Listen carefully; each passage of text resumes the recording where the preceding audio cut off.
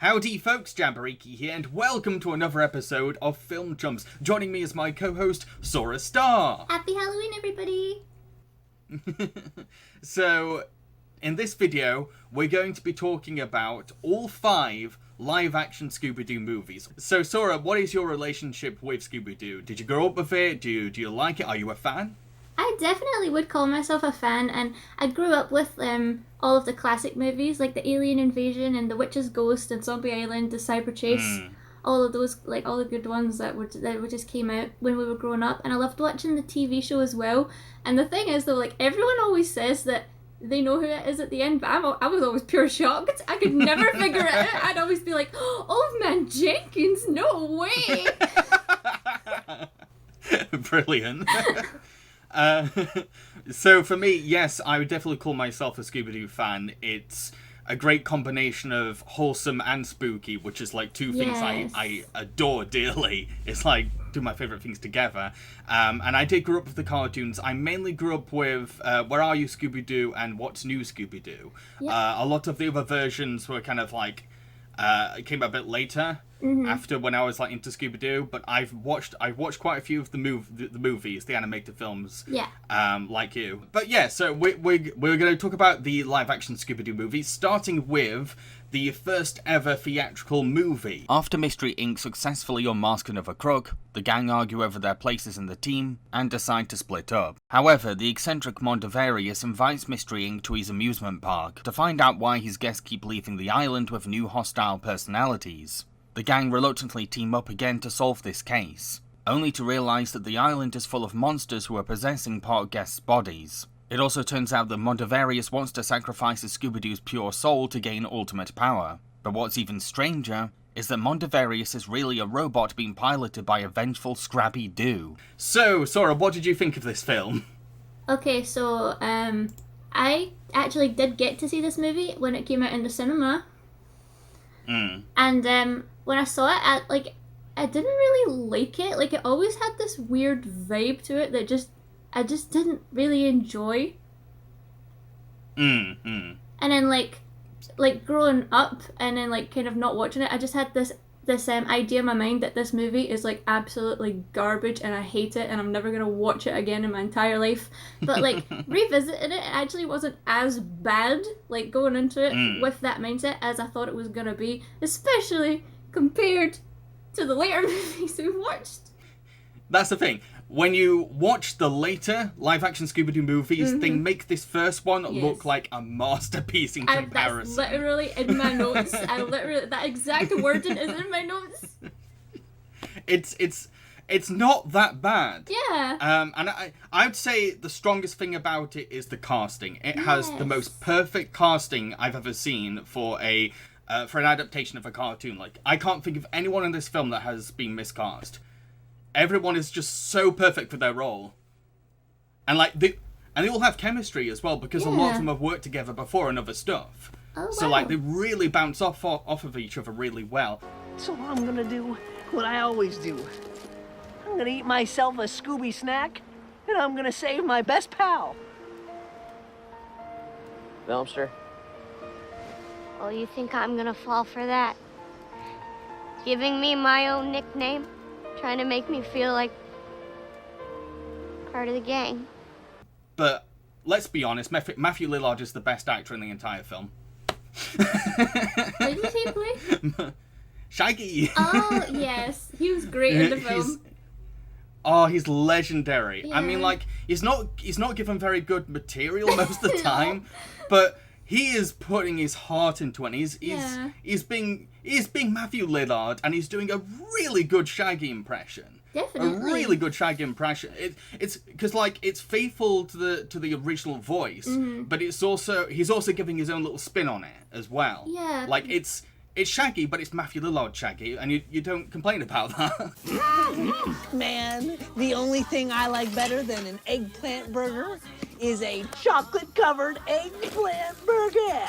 I think that he makes it really good. I think he really makes the film. Like, if he wasn't in it, I think the film would be missing something significant. Absolutely, yeah.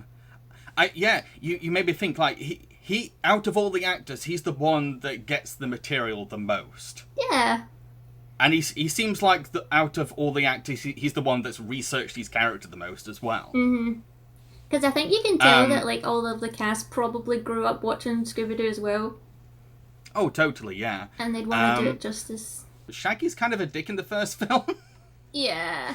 because there's a moment where Velma and I think it's Velma and Fred are captured or something, and they're about and Shaggy's like, oh, we should just leave them to get eaten. I'm like, yeah, that's Shaggy right. would never say that. No. And Shaggy would never ever say that. And there's a scene where Shaggy comes across the souls of there's a scene where Shaggy comes across everyone's souls, Yeah. and like. He only cherry picks his friends. Mm-hmm. He has an opportunity to be the hero and be like, oh, souls, go back to all your bodies. And it would actually make things a lot easier as well, because then all the monsters would come out of their bodies, but he doesn't think that. He just thinks, I want to save my friends. It's like, yeah, that's noble, but at the same time, pretty dickish. Thank you so much. You've saved me. Thank you. Sorry, I'm looking for my friends. Yeah. Again, it goes back to my point that, like, Matthew Lillard is doing all he can, but a lot of the material is not helping him. No, it really goes against him a lot. And then, like, the same thing kind of happened when he was on the plane, and then, like, a pretty girl comes over, and then he's like, oh, no, I need to move my dog so this girl can sit next to me. No matter what problems we'll go into, I will always stand by saying that the casting for the theatrical Scooby-Doo films are absolutely excellent. Definitely. However... Yeah. CGI Scooby Doo. Oh my goodness. Oh dear, oh dear, oh dear. Do you know, like, that's another thing about it. Like, I remember the CGI being, like, absolutely, like, abhorrent, but, like, going into it, like, he wasn't actually as bad as I remembered either. Like, it was bad. It was bad. Yeah. But there was some parts where, like, it looked like he had some weight to him, and, like, he was kind of there, even though, like, it was, like, the animation is kind of weird, and it doesn't really fit. But, I mean... It wasn't as bad as I remember either, but it was bad. I'm not going to say it's good. I know what you mean. I think what makes it stand out as being really bad is that you're putting Scooby-Doo against all these actors that are really good in their jobs. Yeah. And you've just got this one CGI effect that isn't fitting, so it just doesn't mix with everything else. That's the thing. He doesn't composite very well into the live action footage. And the thing is that the monsters themselves are also pretty badly computer animated. Oh my goodness! But they get away with it more than Scooby because they're meant to be kind of creepy. So it kind of sort of works in a way. I don't know. Like, you know, I can buy that Scooby Doo is there. You know, I can buy him. But see, as soon as those like mutant bunny rabbits appear, I'm like, nah, you lost me.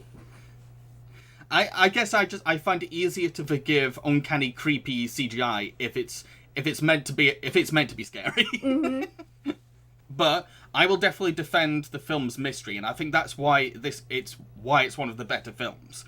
Yeah. Is that the mystery is done pretty decently well. It's not hyper sophisticated or anything. You're not going to expect anything like Agatha Christie or Poirot or Murder She Wrote, but like it's still pretty damn good. And like we get this nice range of clues that hint who the culprit really is. Like from Mondavarius casually scratching his neck to show that there's something dog-like about him, to the flashback showing Scrappy being abandoned by Mystery Inc. Yeah. So when we find out that Mondavarius is really a vengeful, power-hungry Scrappy-Doo, it all adds up. Yeah, like it makes sense. As silly as it is. Yeah, it makes total sense. It's ridiculous. It's stupid, but it makes sense. Yeah, like they built it up pretty well. Yeah. And that's a good sign of excellent mystery writing. Yeah. And then like there was all of like the kind of other like evil dark characters, and you were like, oh, what's their story? Like the actor who was doing the big fire display for the guests. I was like, oh, what's his involvement? And like there was like the voodoo guy that Daphne was on to. There was him as well, and you're kind of like, what's his story? Even though it's not really anything, but like it's still somebody that you can like latch onto. Like maybe it's him. Yeah, that's the thing about a lot of the red herrings is that, well, there's only one red herring. That's the thing. That's the thing about that red herring is that even though he doesn't end up being involved with the mystery, you at least have a fun time watching him. Yeah, I have a really good time watching him. Because he's very charismatic. He's so funny as well. He is very entertaining. So even when and the film never hammers in, oh, he's definitely behind this, but it's just kind of like, okay, he's just part of the island, maybe he's a suspect. And when it's revealed that he's not, it's like, yeah. Yeah, and then like later on in like the castle, there's like the little person who's like controlling it all. And you're like, what's his involvement too? There's just like all these different, like, they're giving you so much and you're like, but it's not like too much. I like that this amusement park, that it really embraces the mystery of it and like the secretiveness of it, and like that there's something behind closed doors. The film does a good job playing that off. Like there is an atmosphere to this island, and like this contrast between all these like happy teenagers like drinking and dancing, and then there's just like this dark cult going on in the background. Like I like that contrast, and it really helps the eventual twist really sell. I love the sets in this movie. They're so decorated. Oh yeah. They're so decorated and so detailed. And like sometimes they're too, like, especially in the castle, like I think there's a scene with, I think it's Fred and Velma where they're walking, but it's like so dark you can't really enjoy everything that's been put in this like little tiny set because it's too dark and you can't see it. Yeah, I really liked the Ghost Train ride was like one of the highlights of the film. Yeah. Like you could argue, hey, hang on, why is this ride so dangerous? But that you kind of forgive that because it's Scooby Doo, and it also adds to the tension as well. Yeah. Plus it's closed, so it makes sense. Yeah, it's almost like okay, we were gonna do this, but actually we're not. Which does happen with some theme parks. Definitely. Some theme parks will design a ride and think this is awesome. They'll test it, and like the test dummy might get injured or killed, and like, nope, we're not putting that up. Yeah. So the idea that the Mr. Inc. found this abandoned ride that was never supposed to be used, that's kind of creepy. Yeah. Another thing about the movie that I did not expect at all, I didn't expect to laugh this much. The movie's actually very funny.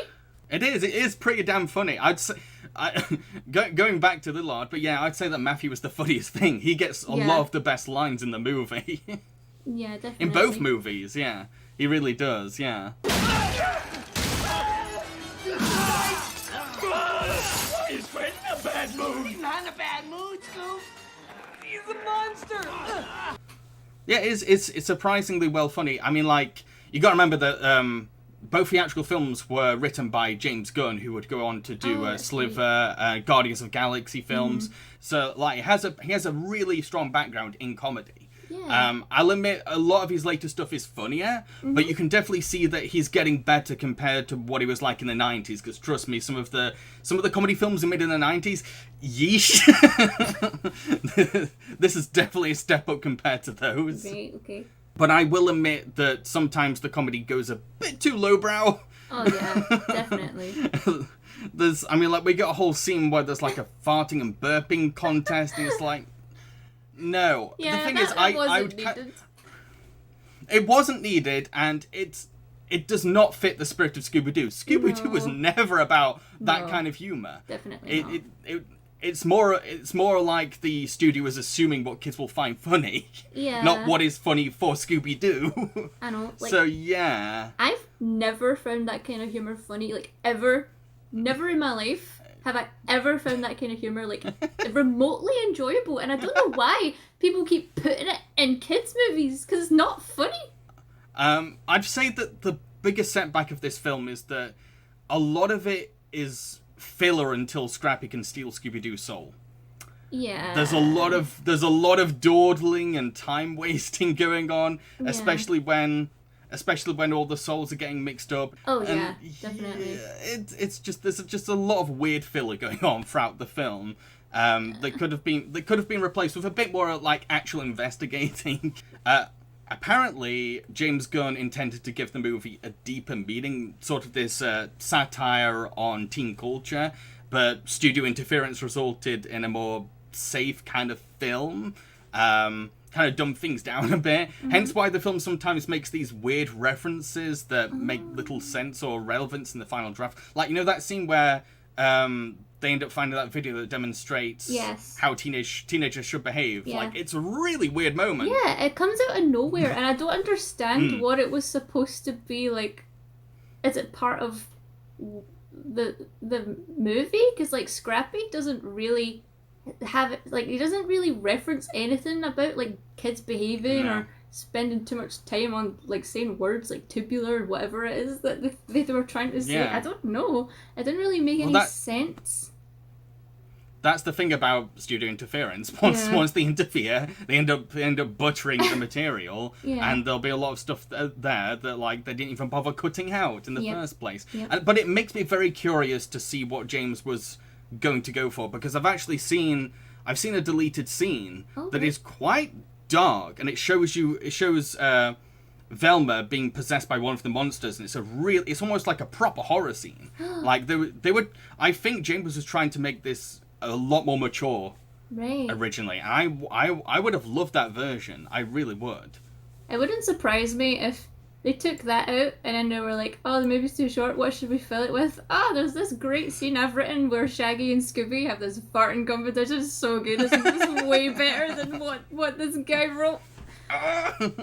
This film is better than most live-action Scooby Doo films. Yeah. And it is I'd even say that it's one of the more, let's say, tolerable cartoon to live-action films I've seen. There are a lot worse. Yeah. I think it's okay. I think it's okay. I think a lot of the anger towards it has been a bit too over-exaggerated. Yeah. I kind of get where people are coming from, but at the same time, folks, it gets worse. It gets so much worse. It can get so much worse. Okay, so let's now move on to Scooby Doo 2 Monsters Unleashed. When Mystery Inc. attend the premiere of a museum exhibit dedicated to all the villains they've unmasked, one of the monsters comes to life and causes chaos. Then a masked figure appears to threaten Mystery Inc. Scooby and the gang have to find out who is making these monsters real, all while a TV reporter called Heather is ruining their reputation by misrepresenting them in tabloid news. The thing I really liked about the second movie though is that because I watched the first one and then immediately watched this one, there was no disconnect at all. It's the same kind of writing, it's the same kind of like recording style, like the filming and the lighting, and all the characters look the same and they acting the same, and it just feels as though they went, right, let's finish the first movie, let's immediately start on this one. Yes, there is a very good sense of consistency. Yes.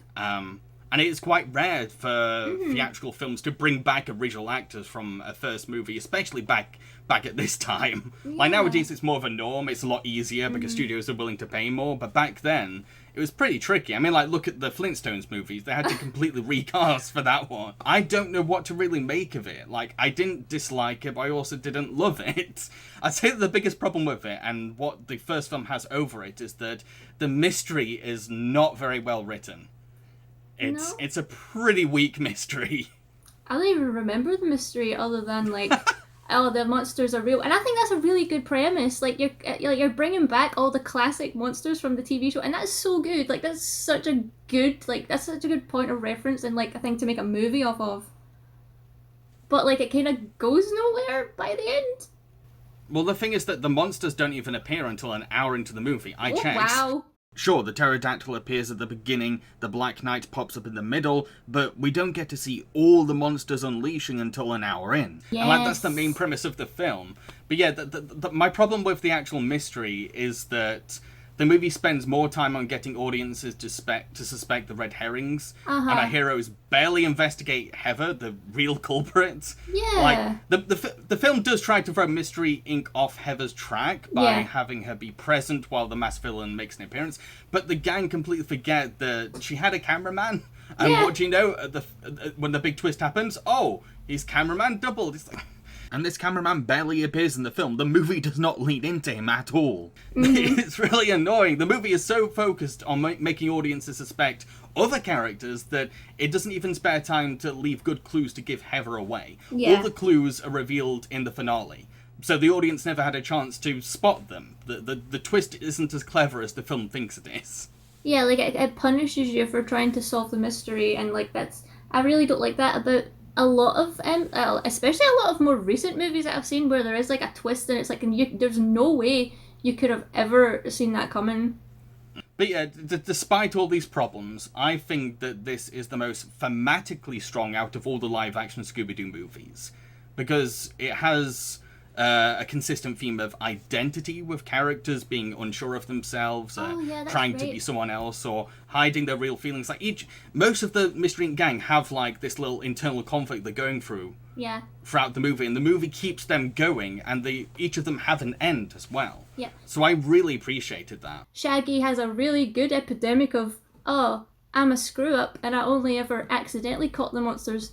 I want to prove that I am part of the gang, and I'm not just a screw-up. And I'm like, okay, I can see where he's coming from, because in the cartoons, like, that did happen a lot. Like, he would kind of mess up some of the, like, the traps. He was a goofball. Yeah, he was a goofball, and then that's what, like, that was, like, his strength, though. Yeah, exactly, yeah. He's always been the morale of the entire team, and that's good, that's okay. Like, he keeps them together. Well, he tries his best to keep them together. But yeah, I really like that the film at least tries with a theme, because with the first movie, because of studio interference, there was no theme. It was all kind of like muddled about or barely explored. But this film really knows what it wants to be about. And even though the mystery is like, ugh, I can at least latch on to the emotional, thematic side of the film. And the movie's also about nostalgia, because the gang are going up against monsters of their past. Like, all these creatures are from classic Scooby-Doo episodes. They're not made up for the film.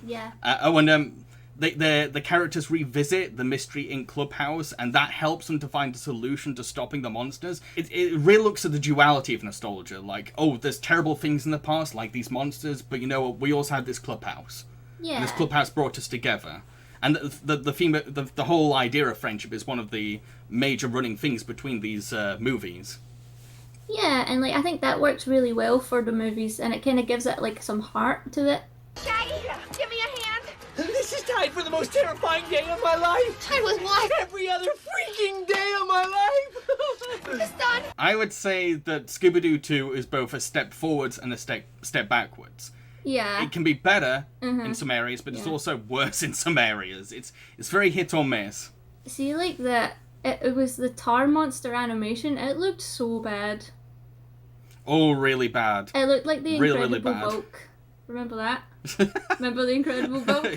Yeah, I do. But yeah, like I'd say the monsters look better in this movie compared to the first movie. I'll definitely say that. Oh, yeah. Like some of the monsters look pretty good, like the electricity one and the Black Knight and the Candy Floss one. I enjoy like the premise of this one, but I don't think the execution was great. Yeah, I think it needed a better mystery, and all the monsters should have come in earlier. Yeah. I think if they just had those little changes, I feel like the film could at least have been better than the first film.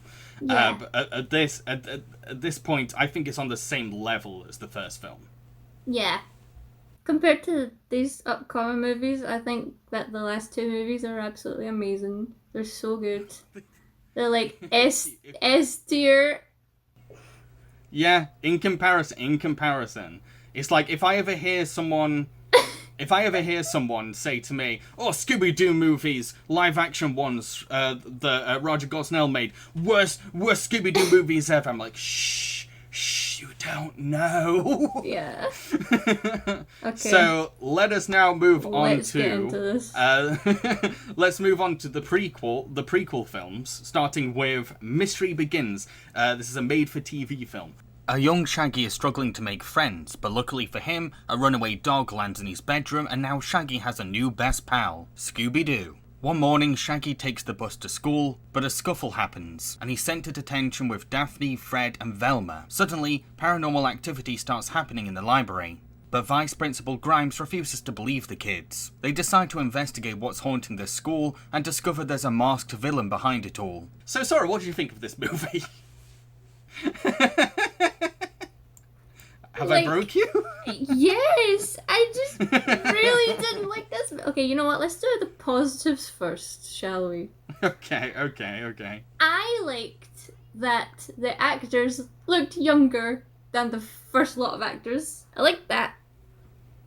Yeah, they do look their age. I'll give the film that. They could have cast some 30-year-olds to play 15-year-olds, but they didn't. Yeah, they looked the actors looked really good. And, well, that's the end of the good things. I'd say the biggest problem in this film is that it's so unremarkable. Yeah. You know, It's so unremarkable. I love watching bad movies. It's a guilty pleasure of mine, but I could not get through this. I just hated this movie so much. Oh, it's so bad. And what's funny is that it gets worse. It does. This is the better of the two. The reason it's so unremarkable is because it's just a bunch of high school cliches with Scooby Doo coating. I know that not every film can be 100% original, but the originality meter for this film is pretty damn low. I'm not being hyperbolic when I say that this movie is just a Breakfast Club with ghosts, because it lifts entire plot points from the Breakfast Club. It is literally copying someone else's homework. So remember how I said that when I was watching all the original animated Scooby Doo movies, I could not figure out who the person was, right? Even me, figured this out. Really? Yeah, I wrote in my notes, hold on. It's the head teacher for stamp reasons. I was like, this has to come back later. This needs to be a thing. And then I was like, time capsule. Maybe the stamps, because it was so stupid, right? I was like, this is the most stupid thing I can come up with. So that's why I was like, that must be it. My problem was that they didn't lean enough into him being kind of dark or up to no good. No. When the twist is revealed, it makes sense, but at the same time, it's like, oh, him? Okay. Yeah, it was. It's not a very fun twist, and like the film tries way too hard to hammer in that it's Grimes. Yeah. So hard. It's always like, it's Grimes. Audience, you have to guess that it's Grimes. It's definitely Grimes. And then when it reveals it, it's like, oh, it's him. It's him this whole time. Oh, you didn't expect that, did you? Yeah, because you barely made him look bad. Yeah, exactly. It wasn't a good, like, mystery. I mean, yeah, I didn't even care about the mystery. Yeah. Especially when it comes to the gang's investigating methods, they're pretty boring, because like they're just limited to watching suspects tell their alibis out loud to themselves.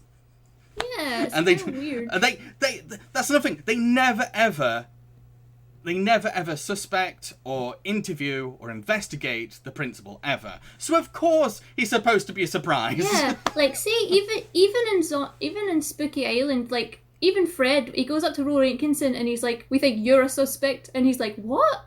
Me?" And then like that makes the audience like, "Yeah, we're on to you," because like you as the audience, you suspect him right away because he invited them in the first place. But like in this movie, like the head teacher, he's there in the first like 10 minutes, and then you only see him briefly later on, and then you never see him again until the reveal. But yeah, I have way more problems than just that. Mm-hmm. Oh yeah, definitely. Another issue is that the friendship itself, like one of the main things about a Scooby Doo movie, is that it's so rushed, and there's like no chemistry between them.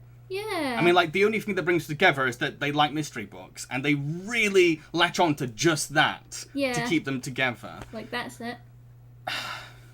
Yeah, and I never felt like there was like a good camaraderie between them in the same way that there was in the theatrical films. Okay, gang, we can cover more ground if we split up and search for clues. Daphne, you come with me and... Whoa. Why do I have to go with you? Yeah, who made you boss? Why can't we pick our own teams? Not to mention, as a prequel, it's pretty underwhelming. Every time we get a backstory for a piece of Scooby-Doo lore, there's no exciting fanfare. The film's just like, I guess this is how that happened, okay, got it, right, let's move on. Yeah, I mean, you find out that, like, Scooby-Doo, like, the dog, has been trying to get adopted for so long. He's at every adoption fair, no one's adopting him, and then he only gets adopted because of a freak accident. Yeah. It's not even an interesting reason why Scooby met Shaggy. And as much as I dislike Scoob, I think that the origin story for how Scooby met Shaggy and Scoob was a lot better. Like, it was a lot cuter. It was way better set up. Yeah. The rest of the film is terrible, but, like, Yeah. that little moment... Yeah, that's probably the best cute. part of the film. So...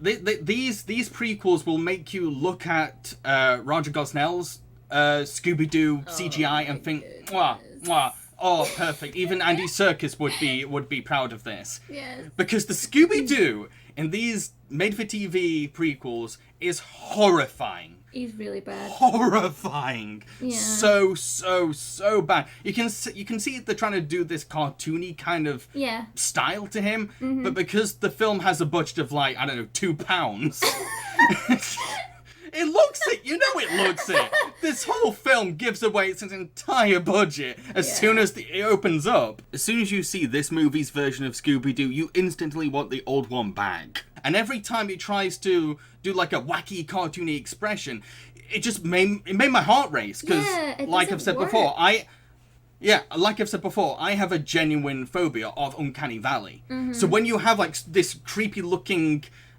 poorly animated Scooby Doo with his eyes bulging out and stuff like that, I really was like, no, don't do that. I was really, it got me into panic mode. I hated it. Are you okay? No, I'm fine. It happens every time with Uncanny Valley. There was one scene in particular I can think of where I was like, this looks so bad. It's when Scooby's running. I think it might be when like the truck drops him out of it, and then he's running, and then like he's running towards the camera, and like you as the viewer are like backing up, like stay away. I hated any close-up shots of this thing. Most of the characters are quite faithful to the cartoons.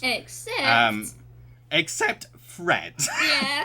who's been turned into this boring, generic jock guy. Yeah. And all of his himbo charm has been taken away. And instead, Shaggy is the dumb one. And Shaggy is kind of airheaded, but he's not meant to be a himbo. Yeah. So it's just, how can you mess that up? And like, they didn't even make Fred blonde. One of the most basic things. See, when they were at the very start of the movie, like you get to meet the whole cast. Like Shaggy gets on the bus, and it's established right away that he's bottom of the barrel, like the school loser. Everyone, like, he gets tripped up by like the big bully. He sits next to Velma, and then she goes on, like, she looks like Velma. Like, Shaggy looks like Shaggy. He gets on the bus, and he sits next to Velma, who's clearly Velma, and then she starts going on about science stuff, and Shaggy's like, oh no. He goes and sits next to Daphne, who's clearly Daphne, and then like, he starts making her uncomfortable, and then, like, he's like, and then they've got to move again. And then, like, when they all get in trouble, like, they're all at the table, and I'm like, who's that guy? And he's like, oh. And he's like, oh, I'm Fred. And I'm like, no, you're not. Who are you? I didn't even realise he was on the bus, but I didn't even see him. I didn't even recognise him. I didn't know that was supposed to be Fred. He didn't even have an ascot on. I'm like, who's this person? No, nothing. Nothing, absolutely nothing. No, there was no visual cue at all. They didn't even... That's the thing I would say, right? One of the things that makes me really appreciate the theatrical films, after seeing the prequel films, is that at least the theatrical films try. Yeah. They try. They did. But with this one, they're like, I guess you're Fred. Yeah. It looks like, like the Fred they had. Like, I don't know, something happened and they were like, we need a Fred. And then, like, the boom pole guy was like, what about me? And they're like, yes, perfect, on you go. It probably feels like that, yeah. Like, I don't mind changes. No. But this was a pointless change. Because, like, it didn't pay off. It didn't pay off. Like, I wouldn't mind as much if he was at least an interesting character. No. And, like, another thing about this movie is that, like Fred and Daphne, like, they have, like, you can see that they've got some chemistry that they're trying to, like, work through. And then for some reason, like, Velma chimes in and suddenly has a crush on Fred. Yeah, that came right out of nowhere. It did, and it just made me so uncomfortable. Yeah. Well, I'd say that's the weakest thing about any of the prequels, is their approach to, like, team relationships. Yeah, but we'll get into that. We'll definitely get into that. We didn't talk about the best part of this movie, which was the What's New Scooby Doo, like, thing at the end, where they did the opening. I probably stopped at that point. What, remind me? Right, so, you know, like, the What's New Scooby Doo, like, animation, the opening song, Yeah. They So they remade that. recreated that in live action perfectly. Okay. And it was amazing. It was good. Like, see if the whole movie didn't exist and then they just put that out like that would be miles better than what we got. Now are you ready for Curse of the Lake Monster? I've been stalling because we're gonna get to it. We're gonna get to it, okay? This summer, Mystery Inc. are heading to Erie Point to take jobs at Daphne's uncle's country club. However, an evil frog monster keeps attacking the club, scaring guests away in the process. We learn that many centuries ago, a group of settlers came to start Erie Point, but a witch demanded that they leave, claiming that this was her land, and they just ignored her. So the witch turned a frog into a monster, and commanded it to kill the villagers. In revenge, the settlers burned the witch at the stake. Velma goes to investigate the local beach for clues, where she finds a strange gem that begins slowly mutating her into the witch. All while this is happening, Shaggy has become infatuated with Velma, but doesn't know how to express his feelings for her, plus Daphne and Fred keep making the other jealous, which leads to the couple constantly bickering. this movie is honestly the worst movie I've seen this year. It might even be the worst movie I've seen in the last, 5 years. This movie was so bad. The last one was bad, but this one made me, so mad. I'd say that the Mr. Begins made me angrier. Really? And that's saying a lot. I know that's saying a lot. Yeah, defos. But yeah, this film is way more interested in its romantic subplots more than its actual mystery, which I wouldn't mind if these love stories were fun or charming. Yeah. But they're really not. We're either watching Shaggy fawning over Velma in scenes that give us second-hand embarrassment, Yes. or Fred and Daphne being uncomfortably toxic to each other. Yeah. That's what we mainly get. That's why it makes me angry, because, relationships are something that's, they're really important to me, and treating everybody, with, respect and dignity, and, and, that's something that's just, it's so important to me, and, seeing people, in this movie treat each other the way, Fred treats Dad, it just makes me angry. But that's the thing, it's Daphne's just as bad to Fred, which makes it even worse. It's like a two-sided toxic relationship, and it's mainly played for laughs. I don't know why. Exactly. And then obviously, these movies are aimed at kids, so kids might think, oh, it's totally appropriate to try and make your boyfriend jealous, Yeah, it's really annoying. And, as much as I love Shaggy, and as cute as it is, when it comes to the idea of Velma being with Shaggy, because they're both nerd as each other. The execution is just so weird because it's 100%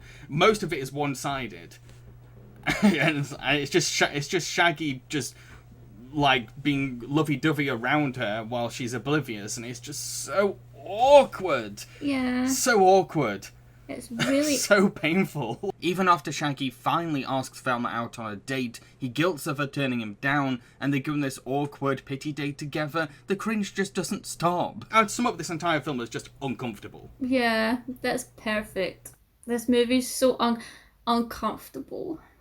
Yeah, the characters do later realise that they got too distracted by the team drama to take the mystery seriously, but that doesn't take back all the time it took from us. Yeah. We still have to sit through a lot of pretty painful or annoying scenes. Yeah. It does not compensate for it. It's well done, you realise what you were doing wrong this whole time, but we had to sit through that. Yeah, exactly. The audience did not deserve that. No. It's so uncomfortable, watching Shaggy, fawn over Velma, who's just, she's trying to do work. Yeah. She's trying to solve a mystery. There's, the place is in danger, and she's maybe it's this clue, or maybe this is a clue, and Shaggy's hey, get a clue, I like you a lot, The other thing is that Velma's body is changing, and she's acting weird, and, he's way more concerned about impressing her than being concerned about what she's going through. Yeah, if she's okay. And it's a real shame, because this film has one of the more interesting ideas for a Scooby Doo mystery, this vengeful witch possessing Velma and starting an evil humanoid frog army. That's pretty bonkers. Yeah. And the scenes about that Yep. are where the film is at its most engaging. And I just go back to the frogs. Go back to the frogs and the witch. They're fun. Because, like, the movie opens up and it's kind of one of those, I bet you're wondering how we got here moments where, like, they're all chasing the monster, and then, like, they catch her, and it's like, Fred's like, let's see who this really is. And it's like, oh, no way. What? How can it be you? No way. And then it all rewinds and you're like, oh my goodness, how did we get here? And then we're stuck in the middle of an uncomfortable, like, relationship, and it's like, come on, how do we get on later? Where is it? Where's the ghost? I appreciate the film coming to a point where Shaggy's like, actually, no, there's no chemistry between us. I appreciate that, but until then, he's way too intense. Yeah, and then, like, there's that awful musical section in the middle. Yeah, like, this isn't a musical. Like, it doesn't say the musical or that it's a sing-along or anything like that. It just comes out of nowhere. And what's worse is that, like, it's the musical number is supposed to be Shaggy dreaming about being with Velma, and then suddenly it just breaks down into like a rock musical. Like, what's your point, Dream? What's the point? I know, it didn't what are you trying to get at? any sense. And then, like, Fred and Daphne, they just made me so angry. Like, Daphne says to Velma, like, yeah, we're together, we're a thing, he's my boyfriend. But Fred says to Shaggy, nah, we're just casual. And then he goes and hangs out with, like, hot golfer girls. And then Daphne sees this, and she's like, what's going on there? So she asks Fred, and she's like, what's that about? And he's like, oh, nothing. And then she's like, oh, okay. So then she goes and hangs out with, like, hot tennis guys, and Fred gets jealous, and I'm like, no, you don't get to be jealous if you're doing the exact same thing. Exactly. And then, like, Daphne's no better trying to make him jealous, because it's just so toxic. And you said that earlier, and you're right, it's so toxic. It would be okay if they gradually came to a point where it was like, you know what, no, let's stop and talk about this. But they don't. It just keeps going and going and going. Yeah, so, like, that kind of, like, relationship, like, I hate to see it, and I hate to see it, like, on TV. Even though, like, by the end they're like, oh, let's just be friends. It's like, no, you still showed that, and you didn't, like, it's bad enough you showed that. Yeah, because, like, even if they are going to be friends from now on, it's also not a good way to continue a friendship. No. They needed to talk that out, and they never did. Mm-hmm. And another thing that I thought was going to come in, but I don't think it ever did, was that Scooby had a new hobby of, like, scrapbooking, so he's taking pictures all the time. I thought that he was going to catch something at some point on his camera that was going to help solve the mystery, but it just kind of seemed like, oh, they need Scooby to do something because he's not in the movie a lot. Let's just give him a hobby. Well, the only time it comes into practice is when Scooby starts flashing the camera at the frogs. Oh, but, right. like, then he drops the camera. It's like, Scooby, do you realise that was effective? He just drops the camera and goes off. It's like, what? You played up this whole camera as a plot device, and then you just give up. In this movie, like, Scooby, like, randomly gets jealous of Velma, and, like, it's not good, like, either. Like, it doesn't show you the Scooby-Doo in a good light here at all. No. This is probably Scooby at his worst. Yeah, because it really is. Even though, like, the relationship between Shaggy and Velma is utter garbage, like, Scooby could at least be supportive of his friend. Like, be a wingman. Yeah.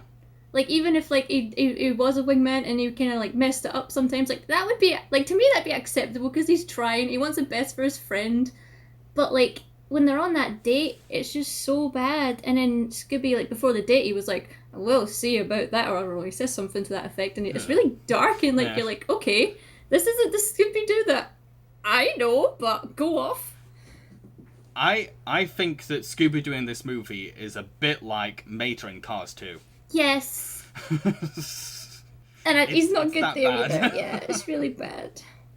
And I've wrote in my notes, OMG, he's ruining the date. OMG, I don't want to watch this movie. James, why do you hate me? So let's talk about the last film in our discussion, Daphne and Velma. Daphne and Velma are best internet friends who like to debate the paranormal. One day, Daphne reveals that she's going to start attending Velma's futuristic high school, Ridge Valley. But when they meet face to face, Velma refuses to talk to Daphne. Senior advisor Carol then takes Daphne on a tour around the school's advanced technology facilities, which have all been invented by the famous engineer Tobias Bloom. Back home, Daphne's dad reveals that he's been orchestrating Daphne's perfect life behind her back, using fancy gadgets to helicopter parent all of her success, which makes Daphne question her own abilities. At the same time, strange occurrences have been happening at the school. Top students are being lured into a locker and come out as brain-dead zombies. Velma reluctantly agrees to help Daphne work out what's happening. They discover that Tobias Bloom himself has been draining genius kids' intelligence so that he can steal their concept ideas. Tobias is actually a holographic persona created by Carol, who has secretly been inventing all of the Bloom products herself. I have a lot to say about this one. Yeah. But at the same time, I don't. it's that kind of film. Yeah, like the setup's good, but the rest of it just goes down. It just keeps going. It hits the bottom of the floor, and it just goes into the basement, and right through to the core of the universe. It just keeps going. Yeah, it has a promising idea. Yes. But the execution is just awful. Yeah. To begin with, it butchers Velma's character, turns her from this lovable, adorable nerd into this angsty goth girl who is always complaining or moaning. It's like, that's not Velma. Yeah. That's really not. They just take a bit like how the prequel films handle Fred. They just take away what's so charming about that character. Yeah. That's another so thing. Annoying. Because like when Daphne, she gets to school and she sees Velma and she's like, "Hey Velma," and Velma just like, she blanks her and walks away, and you're like, "Hey, I thought you guys were best friends." And then Daphne's like, "I thought we were best friends." And you as the audience, you're like, "Yeah, what's going on here?" And every time she gets up to Velma, Velma's like, "Bye, I don't want to talk to you. Leave me alone." And like that, and then that makes you go, what is going on here? It does. There is some intrigue there, but at the same time, because it takes it nowhere and it sticks to Velma being like that character, it doesn't work, and it's very insulting. It is too, like, because she seems really rude. Very rude. She's unlikable. I'll say it. Yeah. She's a very unlikable character. We need to talk. In private. That's your cue to leave. Oh. We're working on the whole manners thing still. No, we're not. Yes, we are. Again, it's fine to change these characters if you want to update them, modernize them, or give them a twist, but do something good with them. With this Velma, I'm like, oh, why is she still on screen? Go away. Yeah. Like, 'cause I didn't mind Daphne as much, but that's not saying much. She was okay. She was fine. But I'd say, okay, so the thing that, like, where do I begin? Okay, so to start with, this film has all these creepy moments that it plays off as funny or quirky, and I'm like, why? Like, for example, it turns out that Daphne's dad is a helicopter dad that has basically been fabricating Daphne's entire life, and the mum is like, "Oh, silly Billy." No, everyone's just humouring him. I'm like, that's terrifying. Yeah. It's played like this, like just this quirky eccentricity to him, and it's like, no, he's a scary dad. Run away, Daphne. He was the one, like, in her closet giving her clothes. He was the one who was like playing her playlist and turning the music up. It was him that like threw the badge so the ball didn't hit her. And then Daphne's going through her life thinking, wow, I'm so lucky, nothing can touch me, I am untouchable, I am on top of the world at all times. And then when she finds out it's her dad the whole time, like, that would really, like, that would just shatter your entire world. You'd be like, what? Traumatizing. What can I actually do on my own? Like, when Daphne gets up and goes into the real world, she's gonna not have a clue. Yeah, and the film really downplays how troubling that is in the film. Yep. Like, even later in the film, he's still going back to being a helicopter dad, and the movie is still like, oh, Dad, and all Daphne can say is like, we'll talk about this later. I'm like, no! Yeah. You need to, like, get away from him. Yeah. And then there's the other creepy thing that's kind of playful of is Velma keeps smashing sentient robots that she's built to make bombs. Yeah. And the film keeps showing this, and I'm like, that's not funny. That's like the kind of thing a serial killer would do. Stop doing that. Yeah. It's not even like oh, I have to do this for the bomb. Oh, she keeps doing it. And I'm like, does a part of her kind of like doing this? Maybe. Why can't she just make a bomb? I know. It's not funny. It's just real. It's more sad than funny. You're watching these like really cute robots being smashed up while its owner's just like, oh dear, cover my eyes. But the other thing that really disturbed me, but for some reason is like played comedically, is the whole shame stickers and shame drones. Like at this school, the principal will put shame stickers on misbehaving kids, and if they go too far, they put shame drones over the top of their head. And it's like, yeah, I get that this school is like taken over by technology, but that's horrifying. And the film plays it off like, oh, this is a bit silly, isn't it? No, that's scary. Yeah. And then like in the principal's office, she has this thing called the conflict chair, which is like the film frames it as like, this is a wonderful piece of technology that's going to help friends get along better. It's like, no, that's creepy. It's just this thing that like folds up every time friends don't get along, and the film just, for some reason, approaches it like, this is funny. It's like, no, it's not. I know, and the ridiculous thing is that it actually works. It does. It works, and it shouldn't, because it's a torture device. It is, and like back to the whole shame drone thing, like I know how fragile my self-esteem was at that age, and like having this like shame drone flying around with you, it would just like it would really impact you like in the worst possible way, because it's so like clear and visible and everyone can see it, and like you're walking down the hall, you see someone with a shame drone, you're like, you know. At the end of the film, they decide to like dismantle the whole kind of like technology system, but we never see what they do with the shame system. Yeah. So it makes me think, like, are they going to keep that going? If they are, then why? It's like the film was more concerned with, like, its whole message of, like, oh, technology is taking over people's lives, man. It's like, yeah, that's bad, but there's also this principle that's visually shaming her students. Yeah. Can we look at that as well? Oh. Okay.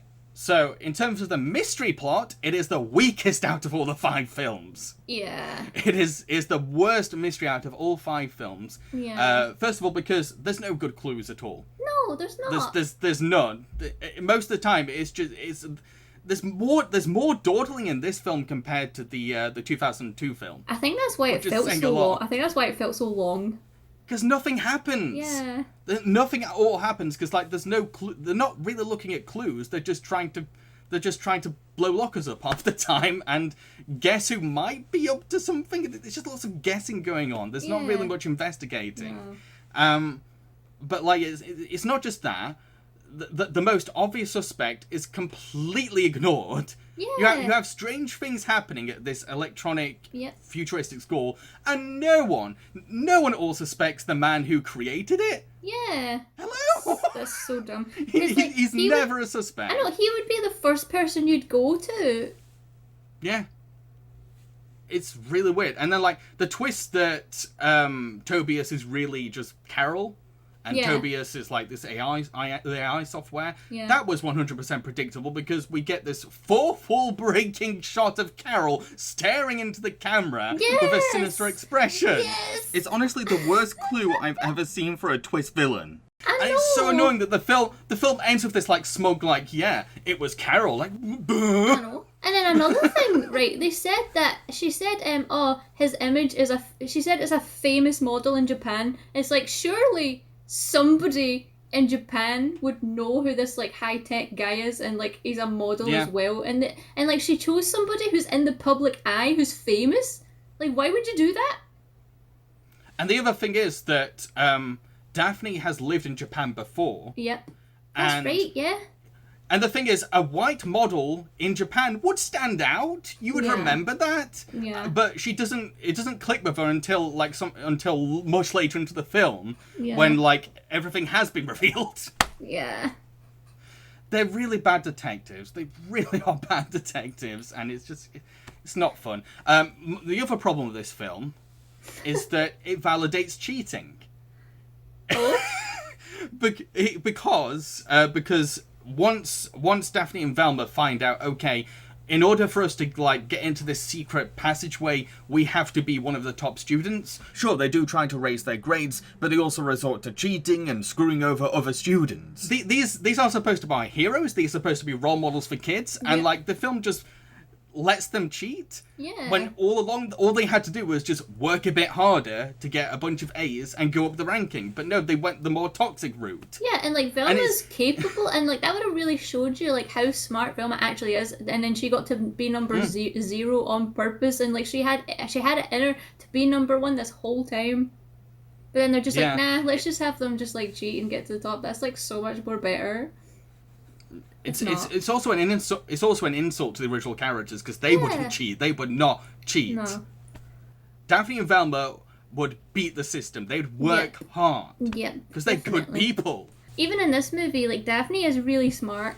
Like she's just as smart as like the other students at this top like ranking school. Like it shows us that she's really intelligent and that she could work things out, and that you know, she's just really clever. And then like they go and they're like, oh, let's just cheat instead. It just kind of like, it's really, it just didn't feel good to watch. I would say that the if I was to like sum up this film like with one word, I would say hollow. Yeah. It's very hollow. Yeah. And like you mainly just feel uncomfortable, and not in the way that the film wants you to feel uncomfortable. Like an uncomfortable where it's like, why are we going through this kind of thing?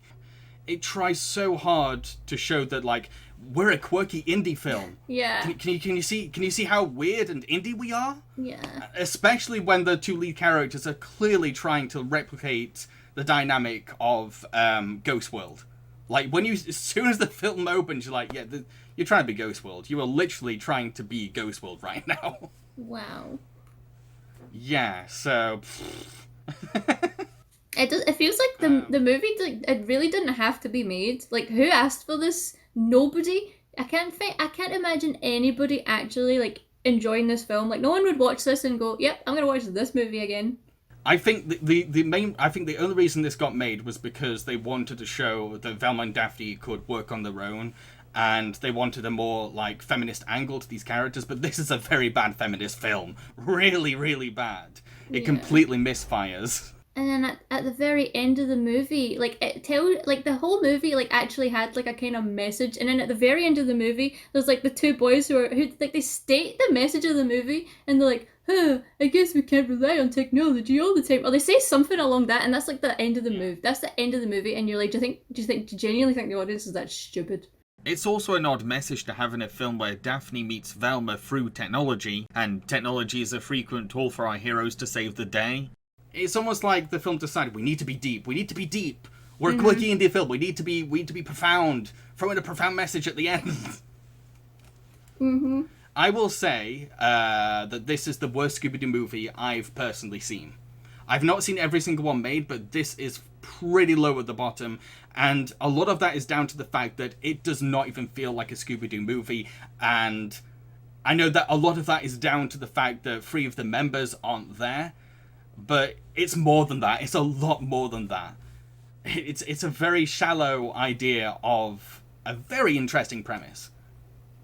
Yeah, it was just, like, you're right, the movie was just really hollow, and then the fact that, like, it was set in the school, and, like, that's kind of the only location that you really get is just this school, and it's kind of like, and you're there the whole time, other than Daphne's house, and it's just such a slog to get through. This was the hardest one out of all of them to sit through. This film is tonally deaf, pretentious, and altogether boring. As a comedy, it's just disturbing and uncomfortable. As a detective mystery, it's full of clues that are insultingly obvious and twists that are painfully predictable. Those are all the live-action Scooby Doo movies. After seeing all these films, do you think that Scooby Doo works in live action? Well, what we've got so far, I don't think so, but like I feel like it can be done, but just maybe give it like a few years, maybe a decade, I don't know. I would say that it is very tricky, and that's mainly because the idea, the premise, was made for animation, and that's true, yeah. It's really hard to take that kind of idea and just push it into live action. And the biggest problem there is that Scooby Doo is an inherently cartoony character, and that's really hard to pull off in a live action world. Yeah. And like because he either ends up being Uncanny Valley or like completely out of place. It just, I feel like the whole reason a lot of these films don't work is because Scooby Doo was made for cartoons. Yeah, like the actual character of Scooby Doo, like I don't really think that like he can ever really be like captured in live action, because you're right, like Scooby Doo like is so cartoony, and even like his voice as well, and just everything about him and the way he moves and like just how he is. And then like if you tried to do that thing like what cats and dogs do, where like they use real animals and they just like put mouths on them, I don't know what they do for those kind of movies, but yeah. I wouldn't like to see that. No, that doesn't work either. That just makes them look completely emotionless. So it is very tricky. I'd love if someone could suggest how it could be done, but seeing as there's like 4 films already with Scooby-Doo in them, and like it's never really worked, it's not a good sign. It's definitely not a good sign. And even if you said, well, okay, just take Scooby-Doo out, then it's not Scooby-Doo. We tried with Daphne and Velma and see what happened. So I'm not saying it's impossible, but like based on the evidence so far, it's not promising. It's not promising, and it's gonna take a lot for me to be fully convinced yet. And I can see why Warner Brothers decided, okay, we're just gonna go full animation for Scoob. I get why they went that route, because he is a cartoon character. Yeah, it would kind of be like really weird just seeing him like a dog. Because, well, the problem with Scooby-Doo and why he's harder to bring into live action compared to other, like, cartoon characters is that he is this strange mix between being, like, a pet dog and a humanoid anthropomorphic dog. He's this weird line between both, and that works quite well in animation. Yeah. But once you put it into live action, things get a bit wobbly. We hope you enjoyed this podcast. Happy Halloween! Yes, happy Halloween! Oh, and let us know in the comments which is your favourite live-action Scooby-Doo movie. Yes. Cheerio, folks! Bye!